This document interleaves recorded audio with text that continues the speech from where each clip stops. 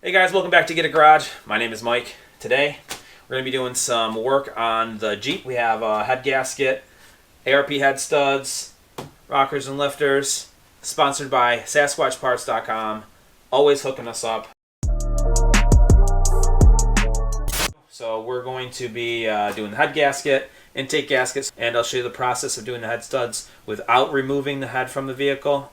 We are going to be removing the head, but I'm going to show you that anyway, just so that way you don't have to necessarily get that far in if you don't want to. We are going to be doing the rockers and the lifters, so we'll show you that process as well. It's well known that they wear out over time, and with an EGR and a soot and tar problem that's in the intake, it's a good chance that these are bad, so we're going to get in there and check it out and see how they look. And we'll get this head tip-top shape so we won't have to worry about getting in there for quite a long while. So without further ado, let's get to it. Alright guys, so we got the engine bay here. We have done a video of removing the front end to get a little bit more access in there while we're doing this job.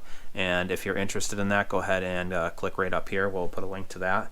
We're not going to be doing that for this video. So first thing that I am going to suggest everyone do here is we have our 4 injectors right here, and we have to remove those. That's going to be one of the more difficult things we have to do right at the very beginning of this job. So I'm going to recommend getting in here and cleaning out as much of the gunk and everything that's down in here as possible.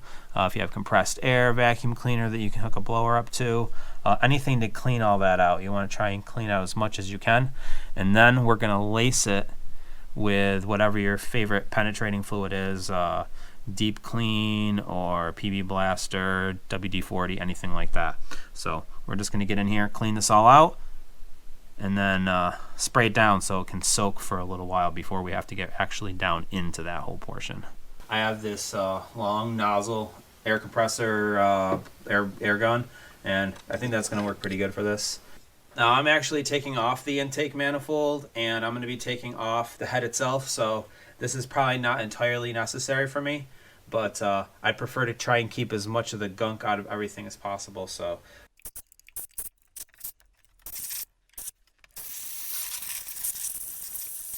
alright, I think I'm pretty lucky because there was some oil. My PCV valve is actually no good, and that's something that we're going to be replacing as well while we're doing all of this. However, there was some oil down in there, so I think that's going to help me to remove all of the gunk and whatever might be keeping it in place. These are the 2 different kinds of lubricant. This one says premium penetrating. This one just says lubricant. So I'm going to go with a deep creep. Just spray it down in the around the injectors, coat them pretty good.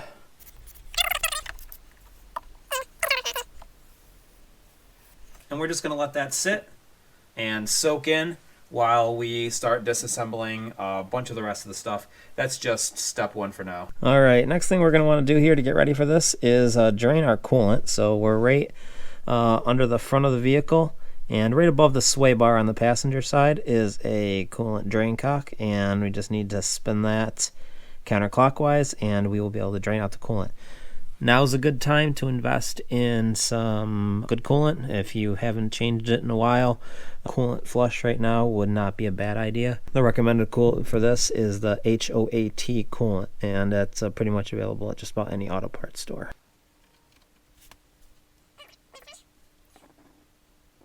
Another thing we can do to help the coolant drain is loosen this valve right here, and just a quarter turn, and you can like pull it off. After that first quarter turn, that starts to pop up. Okay, so while the coolant's draining, the next thing we're going to want to do is go ahead and remove the fan shroud, and then we're also going to remove the fan that's down in there as well. Alright, so over here on the side of the radiator, we had 1 bolt right there, and then actually there's no bolt on the bottom. That is just a clip, so we just have 1 bolt on each side at the top here. It's a 10 millimeter, and just going to get those out, and then we'll be able to remove the shroud and the fan. Alright, so we got also our large adjustable wrench in here on the nut for the fan. We're looking down the front side of the engine. We got the fan right here. Serpentine belt right there. We got a big nut there. I got a large adjustable wrench on that. Alright, so we got the adjustable wrench on there, and In the face of this piece right here, there's some holes, and behind those holes there is a 13 millimeter bolt. Now what we want to do is get a socket on that bolt through the hole to hold this in place while we loosen up the nut for the fan. This seems to be important, a 6-point socket. The 12-point sockets tend to slip off a lot easier, so definitely go with a 6-point socket that you stick inside of the hole there. And then I had to pound on the adjustable wrench a little bit to get that loose, but we got it loose now. We'll just get it out.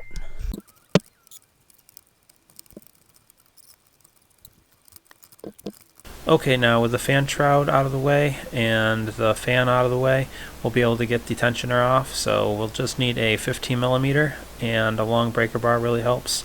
We'll just get that on the center of the tensioner pulley and turn that clockwise, and that'll loosen the tension on the serpentine belt, and you'll be able to get that right out of the way.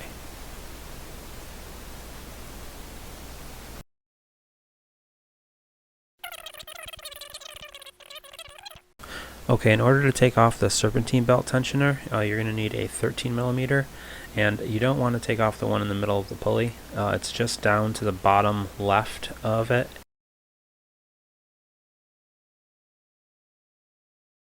Alright, we just need to get off the 2 pulleys and the tensioner, and the 2 pulleys are reverse thread. I'm glad I remembered this before I did any damage. These are actually reverse threads, so make sure that you go the correct way when removing these.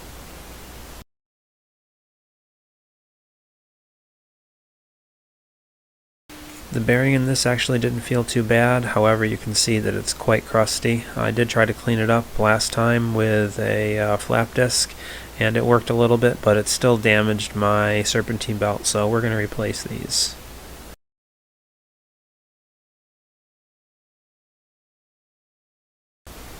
Alright, now I am attempting to take off the serpentine belt tensioner, and I say attempting because you actually cannot remove this while the power steering pump pulley is still in place.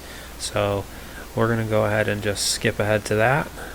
Alright, so we're going to need to get the pulley off of the power steering pump. I believe these are 10 millimeter, and there are 3 of them. And what you're going to need to do is lock the pulley into place with like maybe an extension or a screwdriver or a deep socket, something to kind of keep the pulley from spinning while you're loosening these bolts up. They come off just like any other bolt, just righty tighty lefty loosey, and once you get those 3 bolts off, the pulley should pop off fairly easily. You may have to tap it with a hammer or maybe a block of wood or something similar just to like kind of knock it off of there. But once it's off, you will be able to get the tensioner then out of your way. Next, we're going to want to get this alternator off. Before you even start to tackle the alternator, let's go ahead and make sure that you have the power cables disconnected from your battery, and also the cable disconnected from the back of the alternator. And there's also a little clip that we'll want to take off as well. And once you have that off, then there's 3 bolts to take off the alternator. There's 2 on the front, 1 right here you can see me taking off. After that, there's 1 on just behind the pulley that you can't see, and then another 1 on the back on the bracket that holds it to the intake.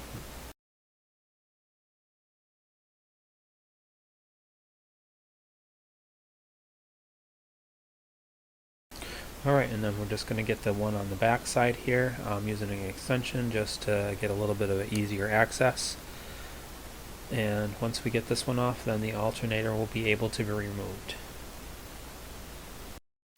Alright, if you wiggle the alternator a little bit at this point, you should be able to remove it. If you're having any trouble removing the alternator, you can just loosen the 2 bolts on the other side of that bracket, and it should give you some wiggle room to get it out of the way. That's a good idea to take this bracket off anyway. It's going to be in the way to put it back on. It's going to be very difficult to slide the alternator back into there. So we'll just get this bracket off, and we'll store it by the alternator with the rest of our parts. Okay, so we're going to take off the fan pulley here. We have a 13 millimeter socket inside of one of the holes here to access the hidden bolt. You can't really see, and then there's one other one on the other side there. Just got to get these ones off, and I already have the bracket above this up out of the way. That has 3 bolts on it that will allow us to take this off. Next, we're going to be taking off the crank pulley, and in order to do that, you're going to need a large 21mm wrench or socket to put on the center bolt on the crank bolt, and then there's 10mm bolts around the outside of the center there that will be taking off in order to remove the pulley. So we're not taking off the bolt in the middle. We're going to be taking off the 10mm bolts around the outside, and then once you get that all loose and the bolts off, we may need a hammer or something to just knock the pulley off. I already tapped this crank pulley with a hammer a couple times and I couldn't get it off, so I'm going to try and pry on it a little bit with a crowbar. You're going to want to be careful where you pry on it. You don't want to damage anything. If it doesn't come off with just really light prying, you're going to want to spray some penetrating fluid in there to make sure that you can get it off. It shouldn't be very difficult once you have the bolts off. It's only held on by a very, very small amount, but some light taps with a flat hammer or dead blow hammer and a little prying, it should come off without a problem. Alright, so we're going to get the timing cover out, the outer timing cover off here, and there are 17 bolts. There are a bunch around the outside, and then there are going to be some around the inside of this hole as well. You want to make sure you get these all off. You don't want to bend this timing cover when you're trying to get it off. So make sure if it's not coming off easily, you just double check that you got them all. Some of them are a little bit hidden, so just double check and make sure you got them all.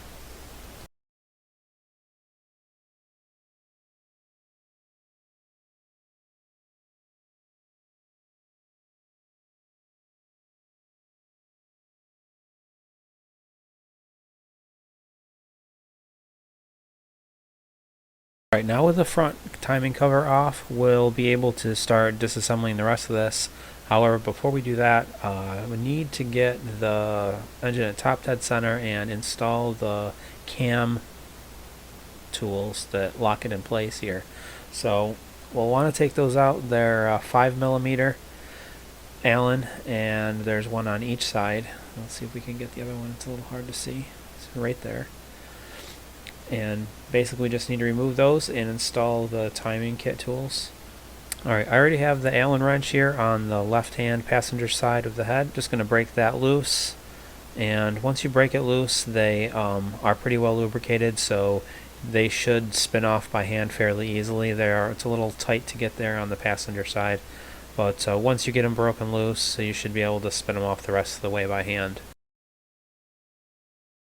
So up here we have our holes for that we removed the cap nuts before, and you can actually see down inside there with a little tiny mirror and a flashlight. So a little tiny mirror like this gives you just that angle so you can see down inside of there. Same thing on the other side. You can actually get a mirror in there with a flashlight, and you can see where the indentation is on the cam for the pins. So we need to get our pins in there.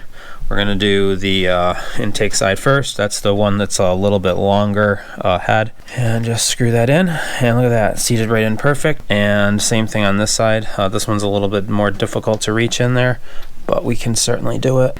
You can get a crowbar in there just to lift these up if you take that top bolt off. And that will definitely give you enough room. And for whatever reason on this one, it needs to be kind of torqued down on mine. I know that it's lined up, but the threads on there I think maybe a little bit just damaged, so I'm gonna just have to crank her down a little bit more. And I want to be careful with this. Sketchy. Alright, we're getting a little bit crowded over on this side, so we're gonna have to remove the viscous heater and the thermostat, the air box, so might as well just get to that, get it out of our way, because it's kind of in our way at this point. Alright, we're just going to start with the air box. We got 2 clips, one on the side, one here on the top.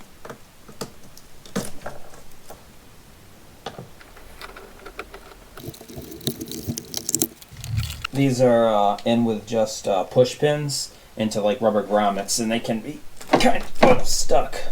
Just a couple of quick jerks should get it out. There we go.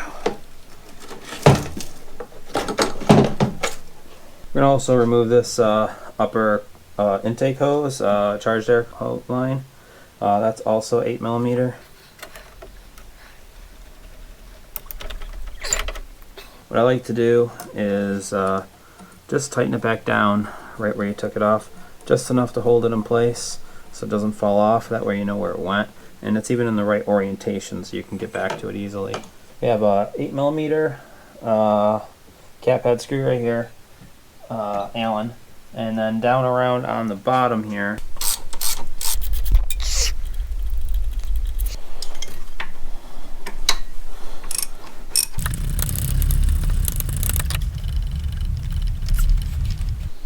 should probably grab this clip and take that off of here while we're in here.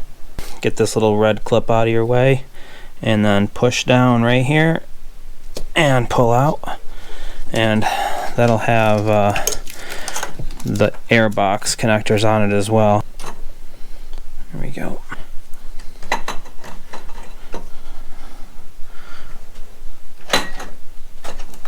Alright, to finish removing the viscous heater here, we're going to take off, there's two hoses going to it, and just to kind of aid in kind of putting things back together again, one hose is a lot longer than the other and it goes up over the top of the thermostat, the other one goes into the thermostat. So I'm going to remove the long hose and I'm going to leave it on the viscous heater just so that way I know how it goes back together, because we are taking quite a bit of stuff apart here. So pull that back a little bit and I'll just leave it right on that hose so I don't lose the clamp. A lot of times grabbing it with your pliers and twisting it will help get it unstuck. There's that one. So the one we removed already is this one right here, and the other one is this one right here, right off of the heater itself. Why complicate things, right? Right.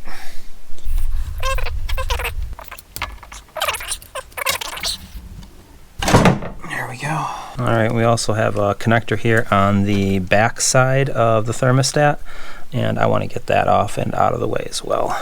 Then we can pull this whole stack of cables here off over the top and get them off over to the other side. Alright, there's a real lot of room back there for removing that clip, but if you get back there with a small screwdriver, you can get the clip off from the front side rather than trying to get it right next to that turbo line that's down there. So I just was able to pry it off with a small screwdriver, and then we got the whole harness here going over off to that side.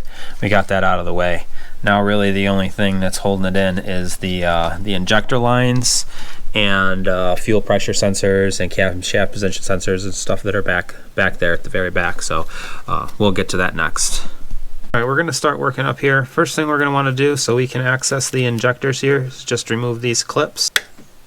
And be careful not to break the plastic, but definitely get back in there and just gently pry them off with a screwdriver. They are on there pretty good. We can just pop these out. A small screwdriver certainly lets you pry up on this edge, and it doesn't seem to be doing any damage here. Just want to be careful while you're doing that. Make sure you don't damage these injectors.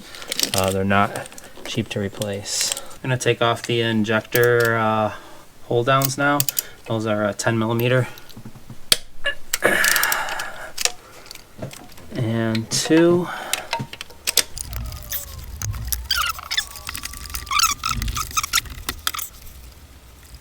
$17mm to go ahead and break these loose. Looks like there appears to be like a flare type fitting in there, so we're gonna have to hold that with a smaller wrench. Looks like that may be a 13. 13 it is. Time to get the injector harness out of the way too. It's just these clips. There we go. 1.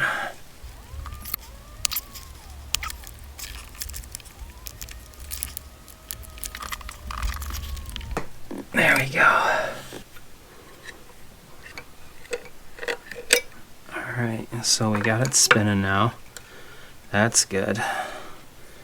Let's see how hard she's going to be to get out. Ooh, look at that. Came right out. no problemo. There we go.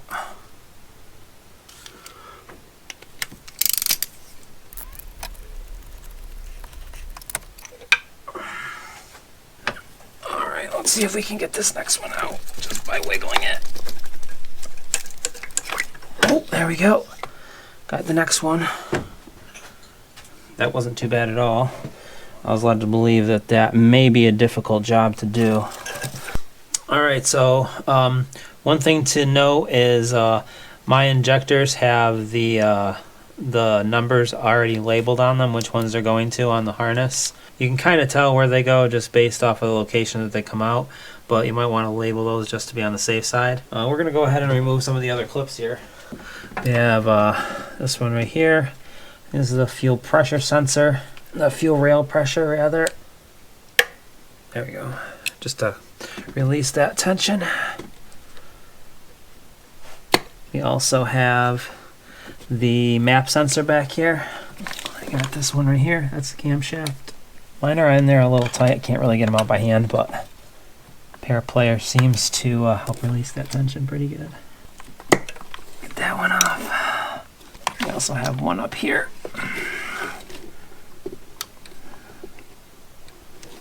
We got that one off too now. And like I said, these are labeled. If they're not labeled, you're going to want to make sure you label those to make sure that they go back in the same spot. I got a couple of zip ties to clip. If you have to clip any of these, make sure they don't fall down in the holes. Got the fuel incoming here. So we just got to take off. Got a nut right back here. And that's just holding the bracket on to hold this in place. That's also 17 millimeter. These intake bolts are 10 millimeters.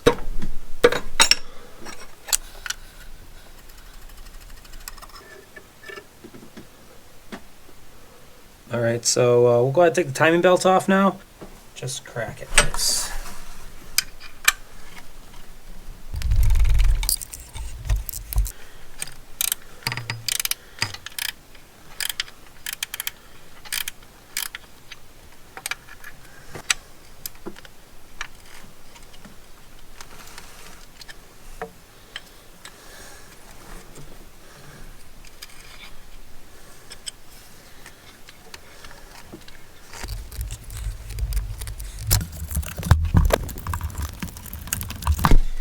Alright, timing belt is out of the way.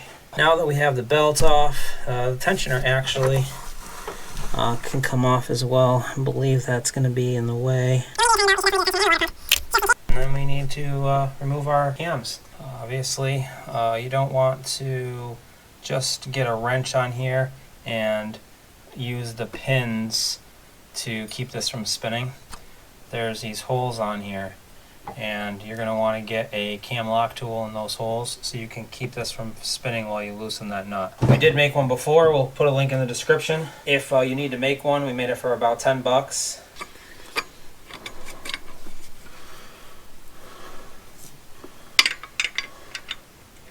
Alright, we don't want the cam to move, we just want the nut to move. And I think I can do better without this extension, honestly.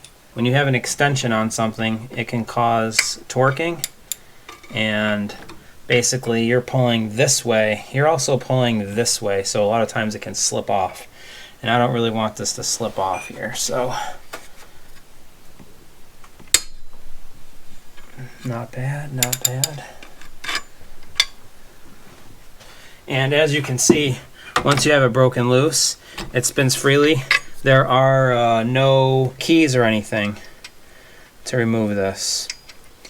It's a press fit.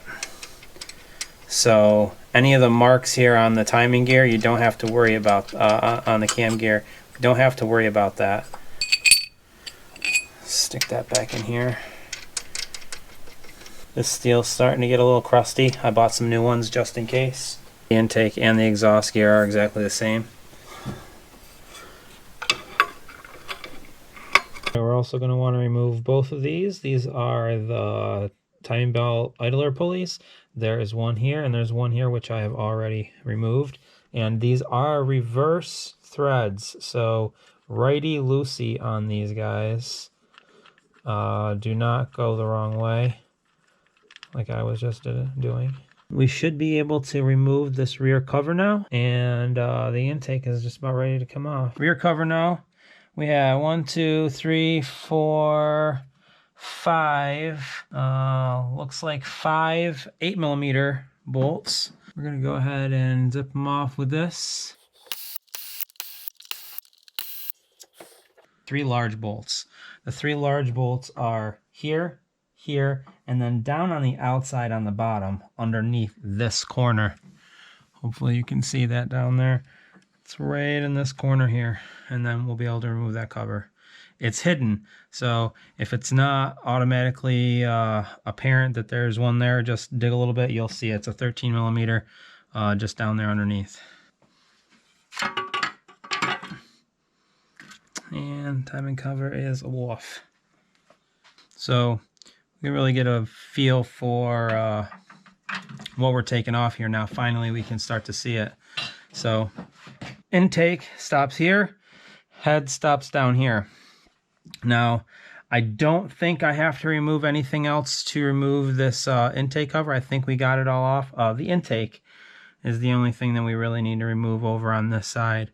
However, everything else I believe is disconnected. Fuel line, all the wiring is all disconnected. This should just come right out. I've been really interested to see what this intake looks like after having multiple years with an EGR in it and all that stuff installed. I always wanted to get this off and clean it. Now we're going to get in there. We're going to do the rockers and the lifters, head studs, head gasket, and new valves. So we got our intake back here. I'm going to take mine off. Yours is probably still stock. If it is, it's going to look a little bit different than mine. You'll have a flow control valve up there and a hard pipe. Unfortunately, I don't have that to show to you. This is the return line, and pliers like this are really helpful for jobs like this. There we go. There we go. All right, I think it's about time that we take off the intake here. We have a series of 10mm bolts, and it looks like there's about 16. I have a swivel on here so I can get to some of these ones that are a little bit more difficult to reach. And for the very, very back ones here, I had to use ratcheting 10mm to get back there. I was already trying to see exactly what would reach to get those loose. So along this line right here, where this is our first bolt right here, we have 1, 2, 3, 4, and then 5, and then 6 all the way in the very, very back. So along this line there's 6. Along this line there's 1, 2, 3, 4, 5. And then we have 1, 2, 3, 4, 5 here as well. So we have a total of 16, it looks like. So I have them all loosened now, and everything is disconnected, and it looks like this should come off. Looks like we are loose here. I have all the bolts in the holes that they go in. I didn't take them out.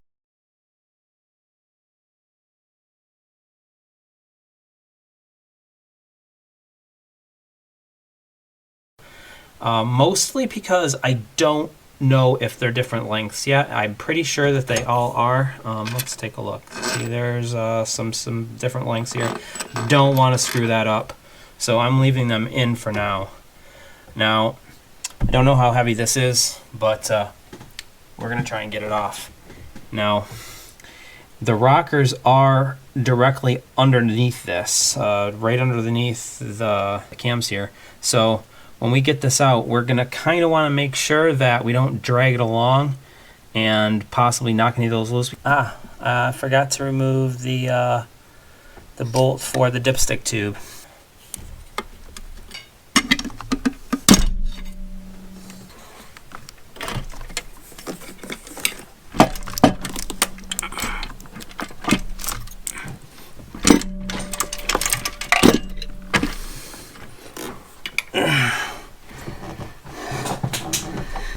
The thing that's actually stopping me the most believe it or not, is the transmission dipstick tube.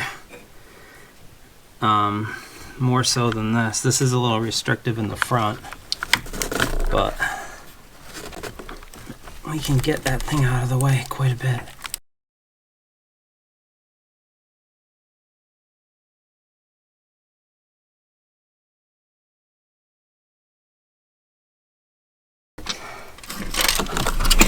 There we go. There we go. She's not light, boys. Now, keep in mind, if you do this, you want to make sure that the rockers and lifters go back right where they are if you don't intend on replacing them. You don't want to do it the way I just did it. This is definitely in the way a little bit, and so is the transmission dipstick tube, but you can't really remove that. But we almost got this sucker out of here now. Oh, and we do have that one last tube that I thought was connected to something, actually is connected to something. One of the things that I missed there was the fuel return line. Now we can get this out of here and take a close look at it and see how bad it really is. Alright, so it looks like they did all pop out. Looks like a lot of these are pretty dang close to being at the edge. When do you look at that?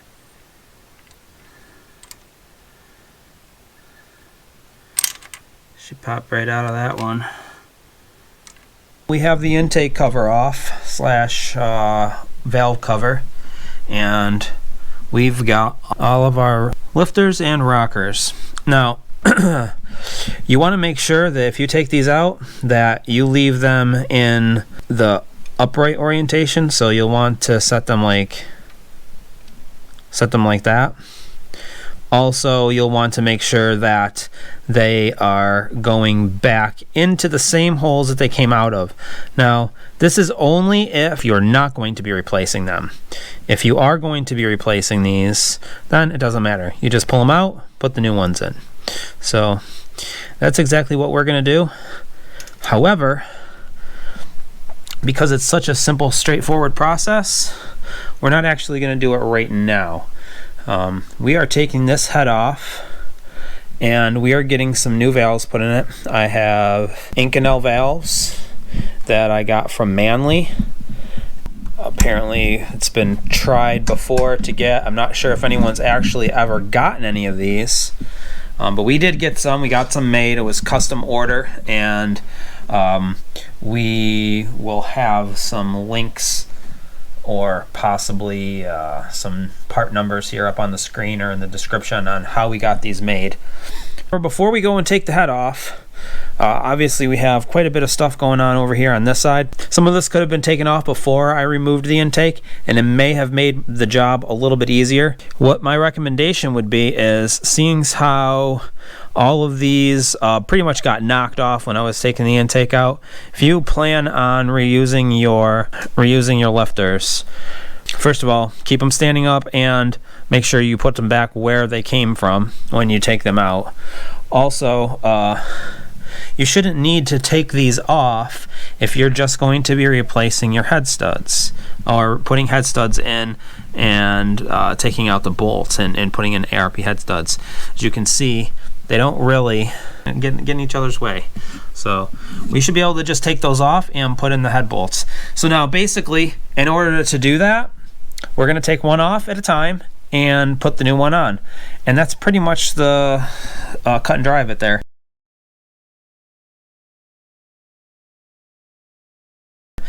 And by doing this, we don't have to remove anything else.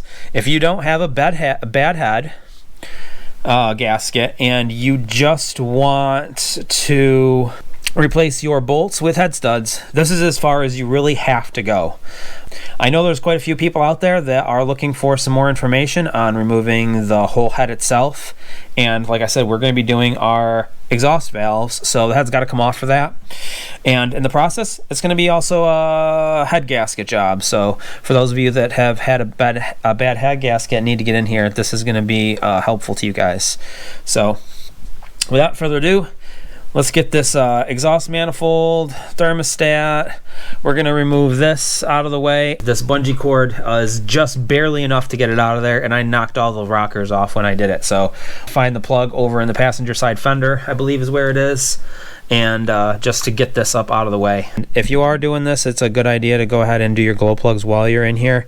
As you can see, there's pretty buried with the intake on. You got your glow plugs right down here, 1, 2, 3, 4, and those are buried under the intake. So if you have to do this any other time, it's not going to be fun. They're hard to see, and if you happen to snap one because you're struggling, now you got to do all this work anyway. So you might as well do it while you're in here. I don't think they're that expensive for the amount of time that you're going to save if you have to do them again. So we went and we got the thermostat housing off, and we had this bolt towards the back side. We got 2 other bolts up towards the front, and also right in front and underneath the thermostat housing is one of the exhaust studs. So we were able to get this one off. There are 8 total, so we have 5 across the top and 3 across the bottom, it looks like. So we'll go ahead and give those a shot and try and get them off. All right, well, I've come across some information here. During the process of taking this apart, I realized that in order to take off the exhaust manifold, we need to remove the turbo. And in order to remove the turbo, we need to get to some very difficult to access bolts. Now, there's a couple of options here. We can remove the turbo, remove the exhaust manifold after we remove the turbo, and then we can remove the head. Or we can leave it all attached, which is not a bad idea, and then we can work on the head off of the engine and get the turbo and exhaust manifolds off that way. I think that would probably be the best bet, removing the exhaust manifold and the turbo afterwards. So we're going to focus on doing that. Now we have obviously the head studs that would have to come off. We have the exhaust, a V-band clamp, something like that. V-band looks like. So that should come off fairly easily. Then we have the oil supply and oil return lines. And then this guy right here, which we can just pop off pretty easily right now, I think. There we go. That's the turbo actuator.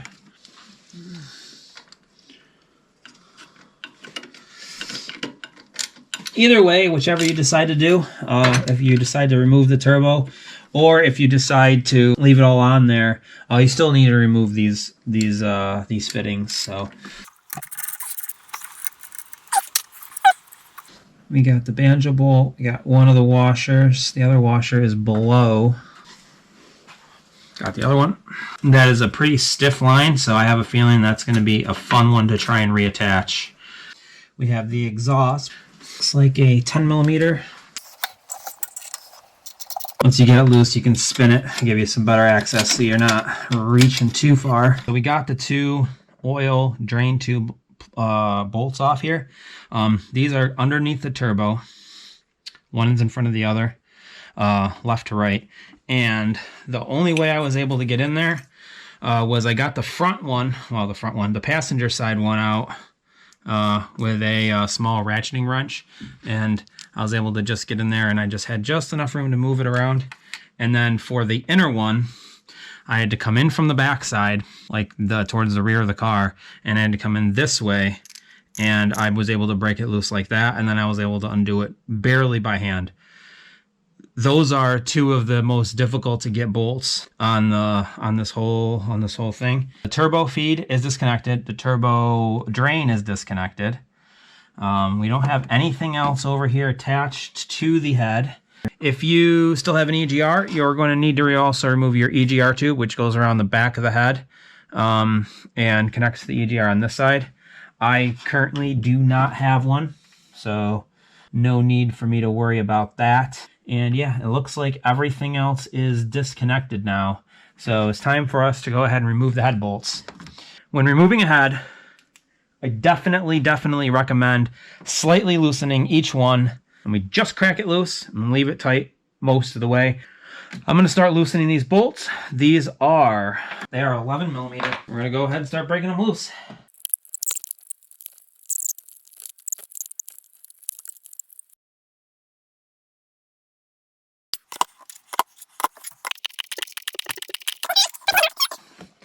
If you are not putting in ARP head studs, you need to use brand new head bolts. ARPs are, in fact, reusable. If you take off your head some other time, you'll be able to just keep those right in there and you don't even have to remove it. So at this point, a friend or a engine hoist would be much preferred to help get this out of here. Whatever you do, you don't want to damage either the block or the head facing surfaces that meet up there. Those are extremely important to keep those perfectly clean and no scratches whatsoever on there. Same thing with the top of the head. You do not want any scratches on this whatsoever, so you need to be very, very careful with that.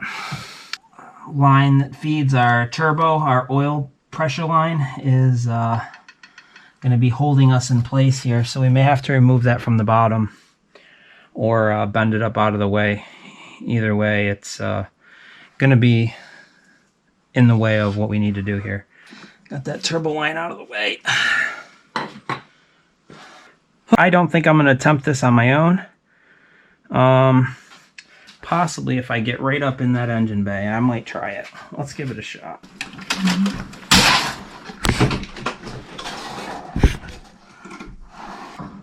Well, that's not too bad. Except the head gasket separated on me. Be very gentle with this thing. They're not cheap. A new head is going to cost you around $2,000 if you need to buy a new one. If you do stand on anything in there, be careful because you have some power steering lines down there on the bottom. We got it out, boys! Yeah! I'll be honest. I was not ready to get that out. I don't have a place to put it. Definitely recommend doing it this way. We got a little baby Garrett turbo on here, boys, and she looks pretty good. You guys want to know how to do a head gasket? I've been asked many times. This is how. This head gasket, it looks bad. How did this happen?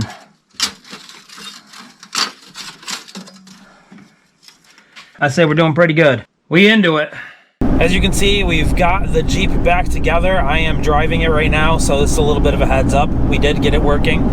If you guys want to see part 2, please make sure you subscribe so you can see us getting it all back together, where we go over some tips and tricks and all the stuff that I went through to basically rebuild the top end of this Jeep. I want to thank you all for watching and sticking around to the end of the video. And I especially want to thank SasquatchParts.com for sponsoring the parts for this video.